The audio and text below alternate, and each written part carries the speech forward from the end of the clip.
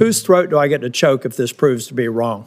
And I loved your fancy Greek formula, which was basically bad math on steroids. The U.S. trade representative was forced to defend President Trump's tariffs before Congress, where he took criticism from all sides and reiterated it's a long-term strategy to drive down U.S. trade deficits with countries around the world, and he says the plan is already working. Companies have announced $4 trillion in new investment in the United States.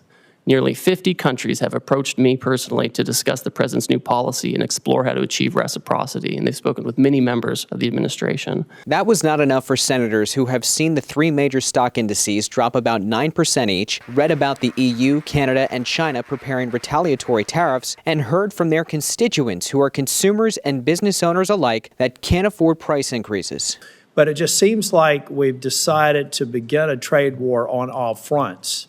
And that's okay if the person who thought this through has an answer for why you go after partners that we have a very long storied relationship with. Maybe we give some developing countries a break because we're trying to actually get their economies functioning, make them look to the West versus to Chinese investment. The senators also questioned how the Trump administration plans to handle negotiations with 50 countries all at once, given the timetable for the U.S.-Mexico-Canada trade agreement that was negotiated during the first Trump administration. We did it at breakneck speed. We did it in about 2 years. 2 years. And now you're telling us you have nearly 50 countries coming to you, approaching you to enter in a negotiation. And you think that you can do that overnight?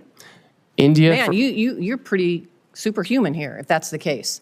So let's be realistic. There will be a minimum 10% duty on all countries, including those that already have trade agreements with the United States and those who are key defense and intelligence partners in NATO and the Five Eyes Intelligence Alliance, the world's most advanced intelligence gathering coalition. The United States and Australia already have a free trade agreement, and they're both members of Five Eyes. Senator Mark Warner could not understand why an ally like that would get a tariff. We already have a free trade agreement. We have a trade surplus. So getting the least bad, why did they get whacked in the first place? We're addressing the $1.2 trillion deficit, the largest in human history that President Biden left us with. We should be running up the score in Australia. Ambassador Greer, answer the question on Australia. We have a trade surplus with Australia. We have a free trade agreement. Why? They are an incredibly important national security partner. Why were they whacked with a tariff?